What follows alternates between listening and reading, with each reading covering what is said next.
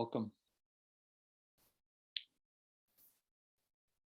From the lens of the cinema, peoples along the Salish Sea in Vancouver Island here in Nanaimo, BC. This morning's video is the teachings that's been on my mind for quite a while that I'm really looking at, attempt to get the largest integral holistic view of our understanding as humanity, as a species. And of course, that is a species that's connected to all beings, the visible and the invisible, the past, the present, the future. A series of connections, really, of care that I'm interested in, and how we will be part of that or we will not be part of that future of existence. And that will depend on our actions, our understanding. So it's not just some kind of moralism that, whoa, we just got to do the right thing and then everything will be fine and we'll be in harmony with nature. I see more that what we have to do is learn the most important lessons, the things that really matter. As well as we're going to be learning all the other things that we learn and habits that we do. We'll continue those. I don't expect people individually or collectively, including myself, are going to change very rapidly. But the pressures to change are very intense, as you may know. All the global cascading crises of all kinds. And of course, with that, all the opportunities for cascading transformation. So I'm opening this video with big pictures of possibilities of this dialectic of progress of the great human path of evolution that is not just human, but is part of evolution itself, consciousness itself. And that moving into then both the tragic aspects of our existence in that evolutionary path and all the great potentials that can come from it. So I'm near 70 years old. I guess I'm at a point in my life where I can share these kinds of teachings, and people will take my experience for what it is. And then they can also analyze my theorizing and my thinking, my hypotheses. And that's what this morning is about, as well as what tomorrow will be about for me. And hopefully we'll invite you to feel like there's a thinking to be done on a notion, which this video is about. Now I'm going to focus down, which is on the topic of Fear-Ism. F-E-A-R-I-S-M. Fear-Ism is the term, concept that has arisen since at least we know 1990, through odd mentions in the 90s, up to when it was finally put into a concept for a book by the first theorist, philosopher, and poet author, Desh Subba, out of Hong Kong, but he is a Nepali thinker, writer, and well known within his country in the literary criticism field. So he came out a book called Philosophy of Fearism in 2014, and Life is Conducted, I think, and Directed by Fear. It's a subtitle where he argues for this important concept that he believes we need within the field of philosophy, which is what his focus was on. And he was, again, deriving that from his theorizing and thinking about how to bring Fearism into literary criticism first. That's how it arose about 1999, he tells me. And he writes about this. So you can look up the word Fearism anywhere on the internet. You can do your own research. You'll see several people besides Desh Subba and myself who are kind of central original thinkers on the term. and its use and value. So I'm not going to go over that, defining and reconceptualizing. This morning, my focus is, I'm going to call it really, just look at my notes here. Why did Fearism arise? Period.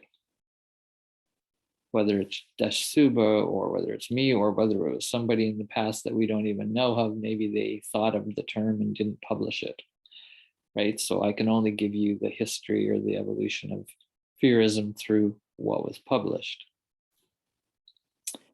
So that's going to focus us down now. That was the question. Why did Fearism evolve? And I'm going to present 3 hypotheses of why. Hypotheses basically being like an explanation on the way to a potential theory, but there would be needing to have more thinking about a hypothesis, more discussion, and then even more research to maybe then come up with a theory of why. But I'm not quite there yet, but this is obviously early thinking about the potential for a theory of why Fearism evolved. Now, I have written a document, if you want to look it up. It's available online. It's called Towards the Theory of Fearism. And that was in 2014 when I discovered Desh's book in 2014 on the philosophy of Fearism. And then I realized I really need to engage in a conversation with him and with others and make clear how I use Fearism, which was slightly different than Desh at that time. And then how we also, together, we have a very similar idea of Fearism. So there's a little bit more history for you and context for the discussion today. So 3 hypotheses. I'm going to sort these hypotheses within a little bit of a developmental perspective.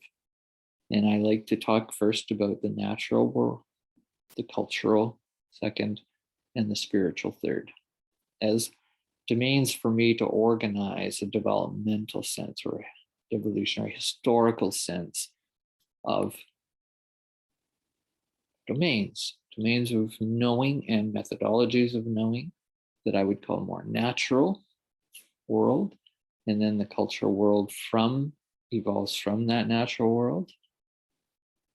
That's kind of obvious that culture came from nature, not the other way around. And that the spiritual world came from the cultural world. Again, not the other way around. Well, someone might say, well, nature is spiritual. And I go, yeah, sure it is. But the spiritual domain, the requirement to think within a spiritual idea and framework came from culture. That's my argument. So that's a bigger theory, an integral theory of natural, cultural, spiritual. And I'm not going to talk about that and defend that argument, why I use that and have used it in my work in general. So I think you'll get a sense of those 3 distinctions as I talk about Fearism. So what makes Fearism unique, first of all, just to start, is when somebody comes along and in culture, Desh Subba, myself, particularly, and we put ISM on the end of fear. We made it a suffix and one word, one concept, one notion. This was a move that creates a lot of interesting possibilities. Well, other people have added suffixes to the word fear. We have the word fearless, for example. And so it's not the first time somebody's added a suffix or a prefix even onto the word fear. So let's just keep that in mind then. Adding ISM onto fear creates an extension of how we understand fear, right? It's an elaboration, that ism. It takes fear itself out of a small domain into an expanding domain. And that's really what Desh and I were doing as thinkers. Him more from a philosophical, my original thinking on Fearism was more from political, cultural. of course, both of us interested in the psychological, anthropological, etc. domain or aspect of fear, but we were extending it, and again, him within the philosophical. So let me articulate this first hypothesis, that fearism arose because, and this is a lot of Desh Subba and me, because there's not enough focus on even the word, never mind the experience of fearism. And by that, we could just, for now, say there's not enough focus on fear and its experience as a major motivator of all life, but particularly, both of us were thinking mostly about human existence and its determination, right? That's being directed by, being organized by the experience and processes of fear experience, which is how fear arises in experience, how we process fear, and how we thus manage fear. So that's our first hypothesis I'm putting forward here, that a lot of literature and thinking right out of philosophy, let's just say, for example, really didn't give emphasis enough to this history of this powerful motivating force. Not just motivating, but constructing force. It's an architectural force in the shape of how humans have existed, everything that we do. And that really was the cultural awareness that came, that I think Desh and I were tapping into. Not that it wasn't there, an awareness that fear was important before him and I came along in the 90s, but it was that we really said, wow, this is like so important. Well, why did we say that? We said that because there was so much fear we saw arising in the world in general, that seemed more and more and more in an insidious cycle of fear cycling and recycling that was not healthy. It was excessive. But neither him nor I wanted to move into claiming that fear therefore was negative and we have to either get rid of it, conquer it, to get to something else. Maybe it's courage, maybe it's bravery, maybe it's fearlessness, maybe it's fearless, that, is going to eliminate fear. Well, no, we weren't interested in that, because fear is very powerful, very good for the organism in the natural sphere. And we also said, well, probably it's also good in the cultural sphere. It's not made to be eliminated. So let's make it more positive, we thought, instead of just negative, which is kind of the history of fear conceptualization. There's a lot of negativity around it.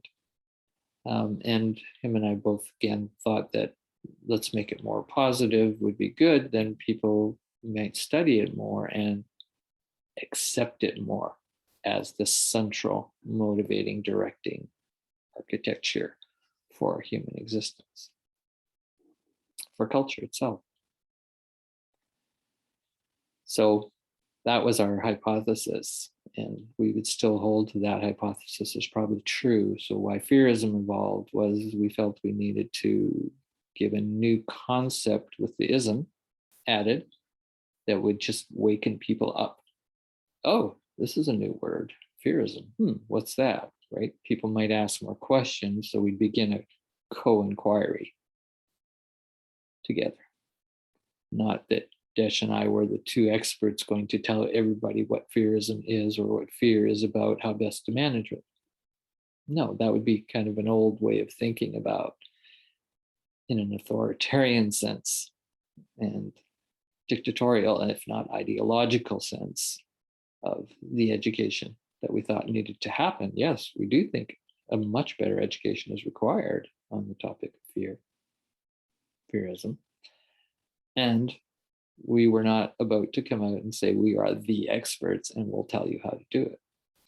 We were rather inviting people to come to this new concept, Fearism, and let's all explore that together. Let's see where it takes us. Maybe we'll come up with something fresh and new about the notion of what fear is and the fear management, etc.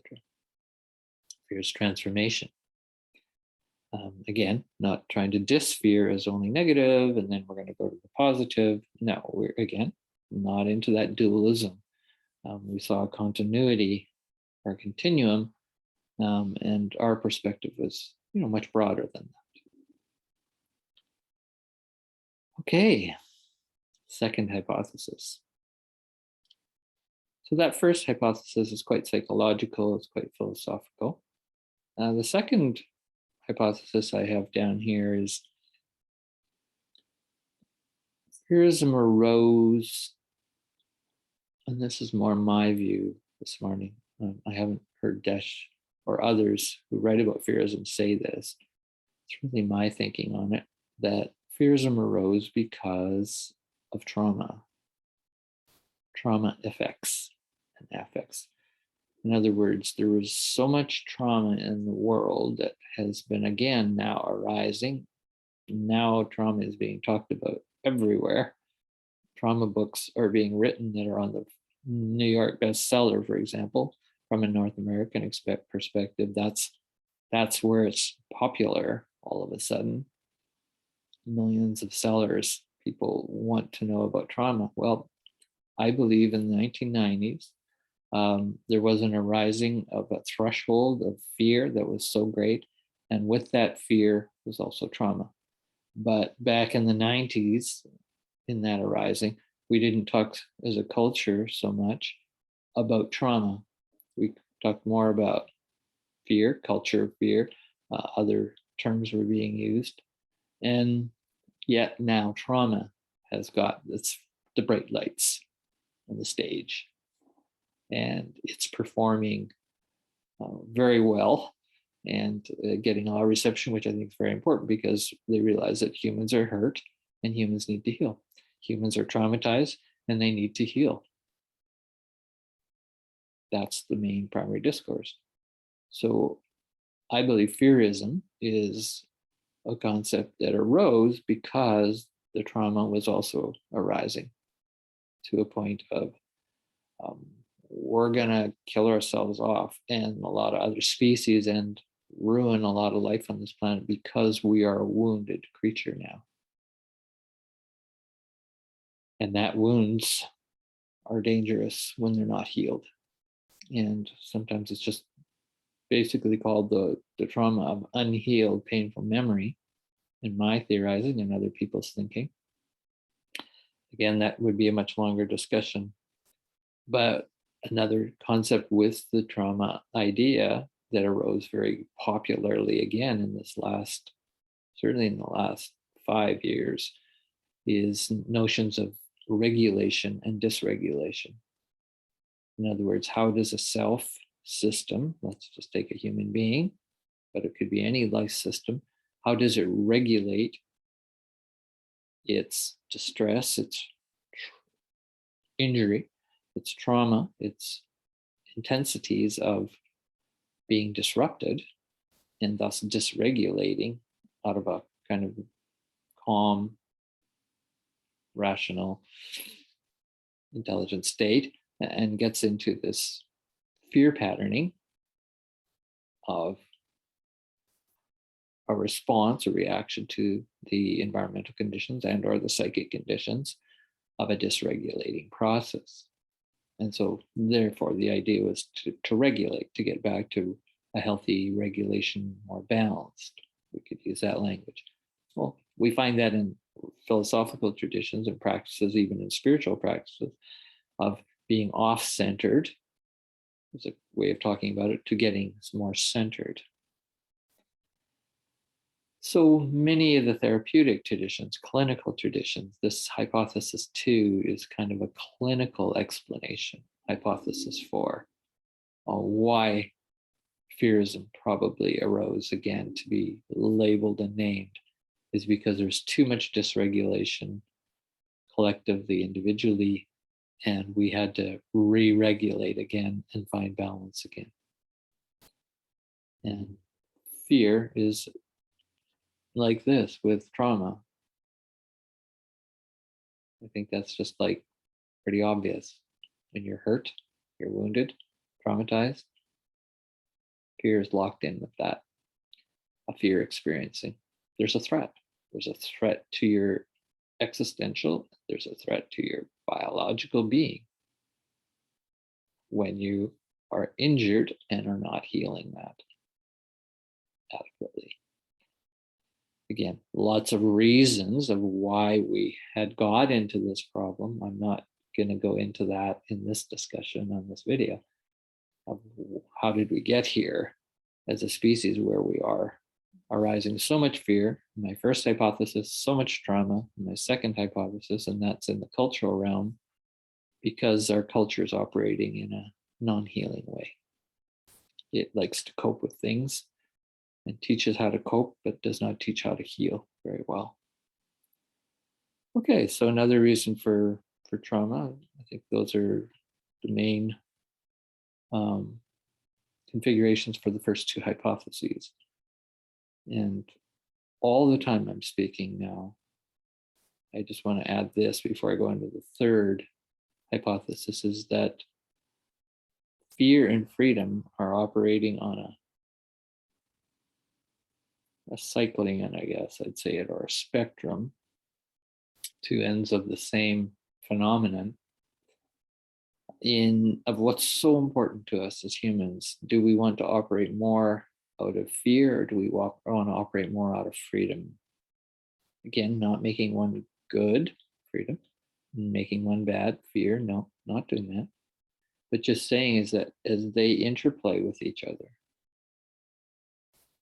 that's what I sort of see. We have some experiences of freedom, then we have experiences of fear, which takes away some of our freedom.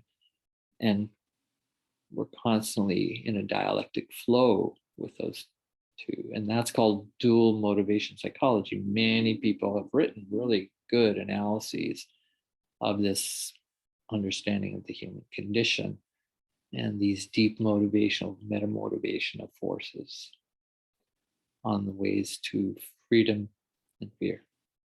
I won't get into my theorizing on meta-motivations, but you'll get a sense of it, obviously, from what I'm describing today, my own theory of meta-motivations. So I just want to make sure that we get that sense of fear and freedom are on the same continuum. And all of these understandings of fearism, all of their reasons Fearism evolved is for helping us move from being less fear driven to more freedom driven, but in a healthy way, not as an escape, not freedom as an escape from fear, but freedom as an integration and regulation of fear. That's why we kept the word fearism. We give it such value because we don't want people to forget what is the deep motivator. Fear.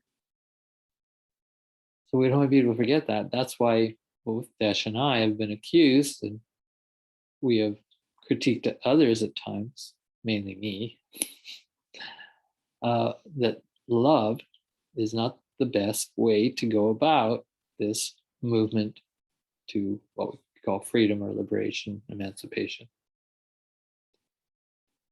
Less fear-based, more love-based would be one way to put it. And that's now taking us directly to my third reason of explanation in a hypothesis.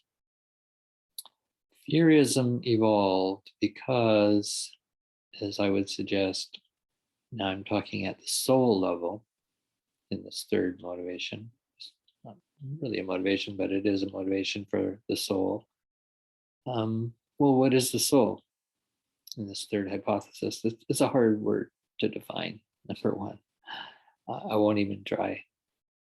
But there's enough wisdom in the world if you study, read, if in my own experience and others, why do we use the word soul? And I'm not talking about particularly, let's say, a Christian soul or a Hindu concept of soul, or I'm not saying that those are not of some reality. I'm sure they are, but that's not the way I understand soul.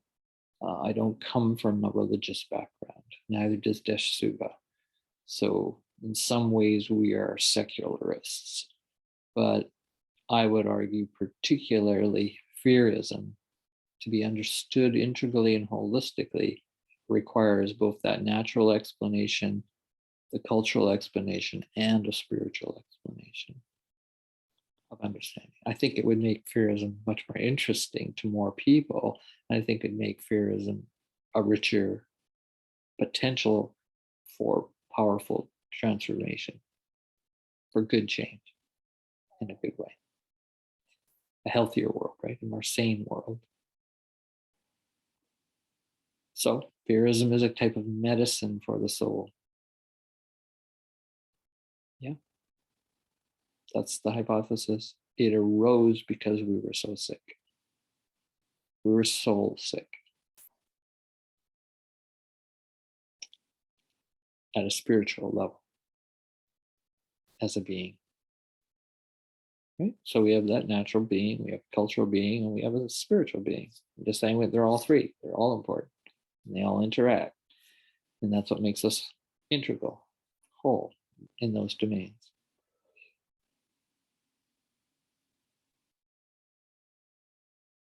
We have a long tradition, and my research showed when I studied fear, I started seeing it always contraposed with the word love, right? Also saw it contraposed with freedom, as I said, but with this notion of love. And the theological and religious traditions, the spiritual traditions, and other traditions too, some psychological traditions, the New Age, for example, human potential, use this language as well. The esoteric schools of thought. A lot of thought, a lot of theorizing, a lot of thinking, a lot of experiencing, a lot of research experimentally in the spiritual realm and philosophical, theological, that love and fear are connected in a very intimate way. And to the basic thesis behind all that literature is that they would say at a spiritual level, you can't be in love operating as a motivation and be in fear at the same time. In other words, yes, they're connected to each other. Love-based to fear-based, they're connected, and we're more or less in one motivational form or another. But they also have an exclusivity of operation, right? One gets turned off more or less, the other gets turned on, dominates, then the other can come back, dominate the other. So there's this process of they're sort of mutually exclusive, but they're sort of one whole. Very interesting, I thought, in studying that literature, that fear was being put in the same category, even though it's in a, seems like a negative way in that writing, although not a lot of it either puts it in a negative way, but some does in the spiritual. That fear is at least being put at the same level as love in its fundamental importance to human existence. Wow. But when you think about it that way, you go, that's a really powerful philosophical, theological notion, a powerful spiritual notion. The spirit of fear and the spirit of love, you even see in the writing, for example, Luther, in the Christian tradition, for example. Again, that would be a much longer conversation. And then, when do those stay in a whole? When do they become enemies and divided in dualism? Well, that happens also in some of the religions, particularly the Abrahamic traditions, tend to do that, not so much in the Eastern traditions and spiritual traditions. But the mystical, so when I use the word soul, I'm now talking about a mystical realm, not a mystifying realm, but a mystical wisdom, knowledge, experiencing. Some call it higher consciousness, transpersonal consciousness. There's many terms for understanding what I'm speaking to. Some would call it awareness from a liberation perspective. And this is where I dropped in my work, right from the beginning in 1989, the word fearlessness, the spirit of fearlessness, the fearlessness movement, the fearlessness project as a corrective between this problem of love and fear. How are we going to keep them connected so that we don't get into dualism and enemy making, right? Then fear becomes negative again, love's positive. And then all the love people who want to pursue love as the answer to everything, which is a very common universal idea, don't study fear enough. And theoretically and philosophically, even in the teachings from some of those wisdom traditions, they say put them at the same level because they're both so important and powerful forces at a almost cosmic perspective. That's where we are now, right? This third is a cosmic perspective of why Fearism, I think, evolved to make fear so important. That's really what the video is about today, folks. Why is fear so important? And how the concept of Fearism is a guide. It's a huge, powerful platform. I'm not going to try to convince you of that. I ask you to be curious about it. That would be great. Talk to us, talk to Desh, read our work, criticize our work, and let's enter the dialogues on why it is so important. I've given you 3 hypotheses today. I think that's a long enough video. Look forward to further discussions on this. Let's just see if anything I want to say. So lastly, that path of fearlessness. In other words, Fearism is an awakening in this third hypothesis to the path of fearlessness as a soul path, and it's as a decolonizing path. I want to say that as well. I was just found a book by an indigenous scholar, Renee Linklater, wrote a book called Decolonizing Trauma Work, and is attempting to basically say indigenous peoples, writing from an indigenous perspective, worldview, they are basically saying, well, you can do this clinical trauma work, hypothesis 2, right, the cultural realm, and that's perhaps helpful to humans, to indigenous people. But if it's only in the clinical model of a Western, modern, rational, scientific point of view, regulating, dysregulation, all that languaging, those concepts, those theories, and those practices, psychiatry and psychology, etc., you'll miss this deeper spiritual, cultural, but spiritual understanding that we have to look at trauma from a decolonized perspective, not just that cultural dominator, colonizing empire consciousness, mainly powerful white folks and empires. That now this decolonizing interest that's really popular and growing rapidly, we have to decolonize our minds, we have to decolonize our souls, we have to decolonize our practices around race, around sexuality, around identity, around trauma.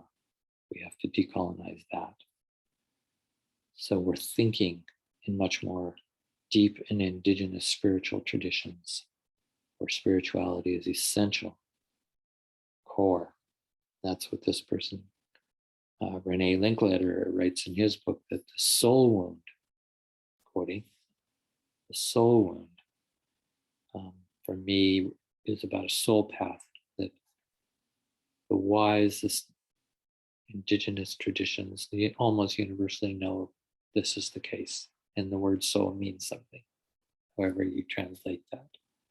And their languages may have differences. Well, that's what I'm just going to speak as a Western white person. I'm also understanding and interested in that in connection to this path of fearlessness, right? The soul wounding and the wounding of this deepest part of our reality existence of being. Fear is a really important concept there. And fearlessness is the most important concept, I believe, at that spiritual level. So that's how you understand my work, if you do. And if you want to, you'll see that I'm interested, as I say, in all three of those natural, cultural, and spiritual explanations at once. But ultimately, my treatment, my medicine that I offer, in summarizing thousands and thousands of others who write about fearlessness, I try to make it a contemporary theory that includes this indigenous decolonizing, but takes it into also a modern, postmodern, and post-postmodern integral perspective, which I think includes the best of information, at least theoretically, from many, many transdisciplinary traditions. And so when somebody says, well, how does fearism as a concept, as a hypothesis, as a theory, even as a philosophy, as Desh Subba will go to say, and I agree, can be called all of those. It can be called a methodology, it can be called a phenomenon, fearism. So you see, fearism has many ways to conceptualize it, and they're all, I think, valuable. Fearism actually has potential. It is a treatment. So for people out there looking, well, what's the treatment? What's the cure? In the complex way that I explained today, fearism is a cure. Very important cure. Take that with seriousness. I take that with a touch of humor and delight that this concept has arisen in the 90s to be seen, to be written down, at least in English. That's what it looks like, Fearism. And we don't want to create another ideology out of it that says you're bad if you don't believe our way. You're wrong if you don't believe fearism. And or accept fearism as important, at least in your education and your growth, your development, and your full potential as an individual and us as a collective and our species evolution. Fearism is here to stay. It's not going anywhere. It's now appeared. It now is seen. It's now searchable. And there's so much work to be done on fearism. There's so much supportive funding and research that is needed to be done. We're still pioneers, those of us promoting it with, a very small voice in the world and in the literature and academia, professional communities, and the public. Well, we're dedicated to changing that. Thanks for listening to this video today.